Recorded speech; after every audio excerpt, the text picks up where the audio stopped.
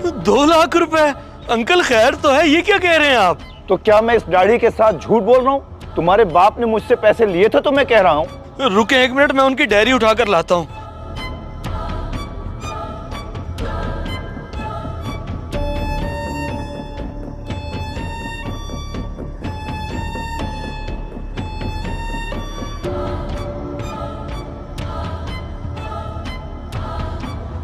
अब्बा जी की डायरी में तो लिखा है कि आपने 1 लाख रुपए देने हैं उनके, और आप कह रहे हैं कि... देखो फरहान बेटे, जब 15 दिन पहले ये लाख रुपए मैं वापस करने आया था तो तुम्हारे वालिद साहब ने मुझसे 2 लाख रुपए उधार लिए थे इलाज के लिए।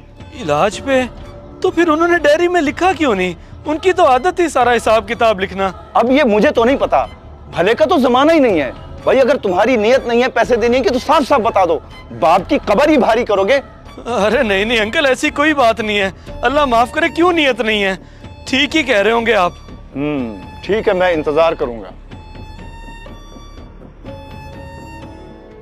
हैरत की बात है, जनाजे पे जब पूछा किसी का कुछ देना तो नहीं, तब तो इन्होंने नहीं कहा, और अब्बा जी की डायरी में भी कहीं नहीं लिखा इनको पैसे देने का।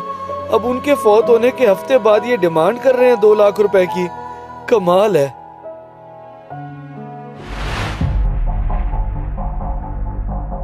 शबीर, ये 2 मन कॉटन लोड करवाओ और चौधरी साहब के कारखाने भिजवाओ।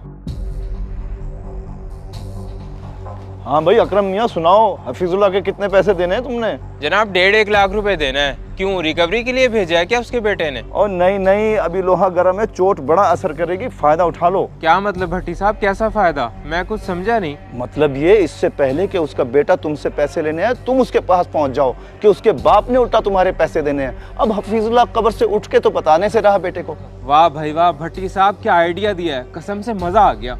मजे तब लेना जब पैसे हाथ में आ जाएं। अब देर ना करना, आजकल में ही पहुंच जाना उसके पास।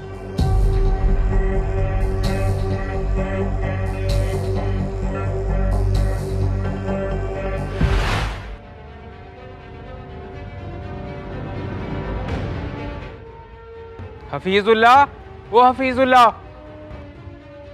हफीजुल्लाह, वो हफीजुल्लाह। क्या हो गया अकरम भाई, ऐसे आवाजें क्यों दे रहे हैं? आपको नहीं पता कि अब्बू की हफ्ता पहले ही डेथ हो चुकी है? डेथ हो चुकी है तो मैं क्या करूं? उसने पैसे देने थे मेरे पूरे 2.5 लाख रुपए, अब वो कौन देगा? 2.5 लाख? लेकिन मुंशी तो आज सुबह ही बता रहा था कि शेख अकरम भाई ने 1 लाख रुपए देना है अब्बा जी का। मुंशी तुम्हारा बुढ़ा हो चुका है, उसे अपना होश नहीं तो पैसों का क्या पता होगा। खैर 10 तारीख थी, मुझे अच्छी तरह से याद है, उसे 1 लाख के साथ 2.5 लाख उधार लिया था तुम्हारे अब्बा जी ने मुझसे। अजीब बात है, 2.5 लाख लिया उन्होंने आपसे और मुझसे एक दफा भी जिक्र नहीं किया, और ना ही डायरी में लिखा। देखो भाई, बाप का कर्ज अदा करना बेटी की जिम्मेदारी बनती है, अगर नहीं करोगे तो अगले जहां वसूल करेंगे, बख्शने वाले तो हम भी नहीं है। ठीक कह रहे हैं आप, करता हूँ कुछ।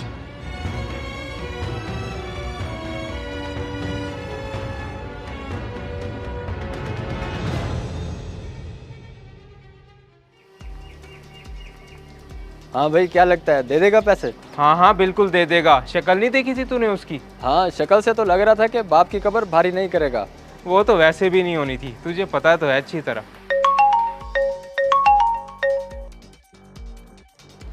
हेलो। हाँ अकरम मियाँ, क्या बना? हुई मुलाकात उसके बेटे से? जी जी भट्टी साहब, हो गई है, अभी वहीं से ही आ रहा हूँ। क्या कहता पैसे देने का? कहीं इनकार तो नहीं कर दिया? इनकार कैसे करता, हमने बात ही ऐसी की है कि सर के बल चल के आएगा देने। बस पैसों का इंतजार है अब। अल्लाह हाफिज।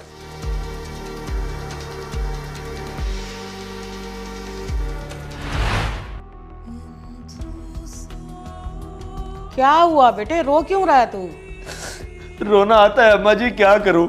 ऐसे बेहिस लालची लोग हैं, अब्बा जी का कर्जा देना था, उनकी डायरी में सब लिखा हुआ है, लेकिन उनके फौत होते ही उल्टा मुतालबा शुरू कर दिया कि पैसे देने नहीं बल्कि लेने हैं। ओहो, ये तो वाकई गलत बात है। फिर अब?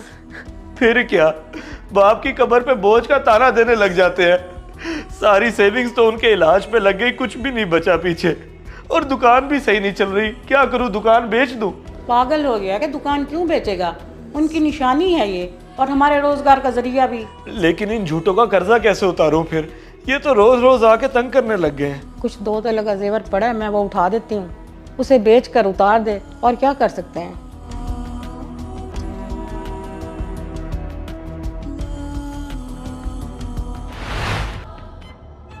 ये अंकल पूरे 2 लाख रुपए हैं जो आपने कहे थे, उम्मीद है इसके बाद आपकी तरफ से अब्बा जी के सर पे कोई कर्ज नहीं रहेगा। नहीं नहीं, इसके बाद क्या कर्ज रहना, मेरे पैसे मुझे मिल गए, मेरी तरफ से खाता क्लियर है।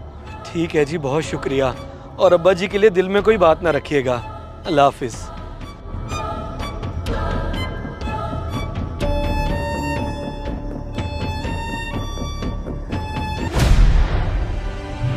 ठीक है, चलो शुक्र है तुम गैरतमंद औलाद थे जो बाप का कर्ज अदा कर दिया, वरना बेचारे पे बोझ रहता। ये मेरा फर्ज था कि मैं अब्बा जी को कर्ज से आज़ाद करूं।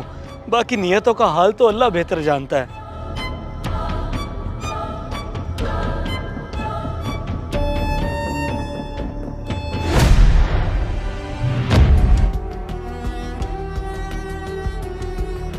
क्या ये है इंसानियत?